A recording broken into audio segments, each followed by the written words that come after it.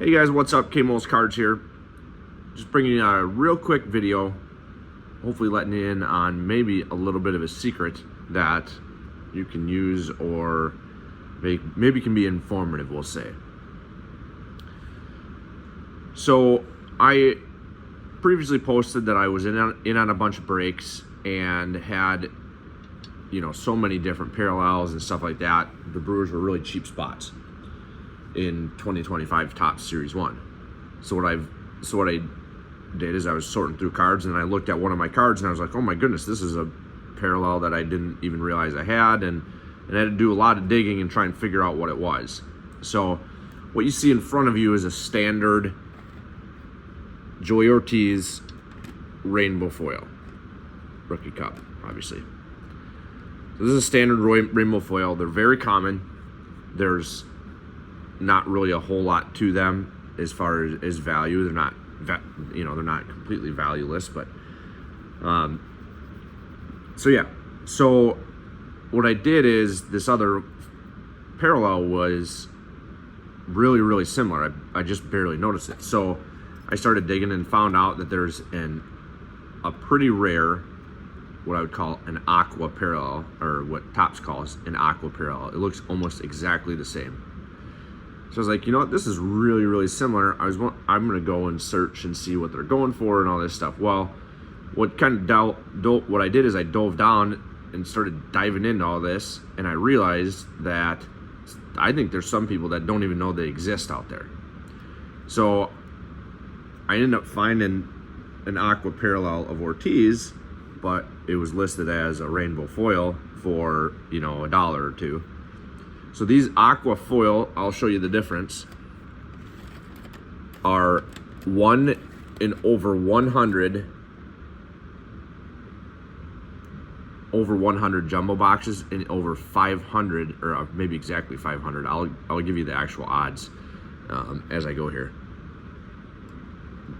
They are very, very similar. It's very hard to tell. Now, I don't like that Topps did this, and I'm not sure why they would do that. It is a very cool color match. It's really hard to see on, but you can tell if you look at the borders. I could tell in the pictures. So the guy had good pictures. They were in top loaders, the pictures were. But if you look, you can tell that they're different. The rarity of them is incredibly, incredibly different. So the team border cards that are pretty hard to find and pull and tend to get picked up pretty quick, so that's what I think helps with the value of them. Those are, I think, 1 in 60, I think 1 in 61 hobby box. I'll double check and put it on the screen, but those are like 1 in 61 jumbo boxes, and these are 1 in over 100 jumbo boxes. So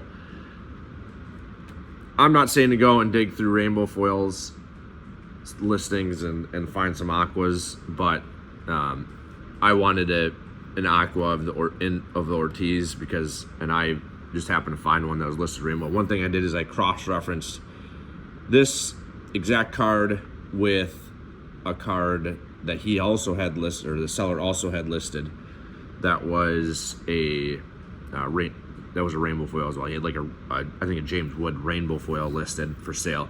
So I actually pulled up the pictures, looked at them, and was like, yep, that's definitely an aqua foil.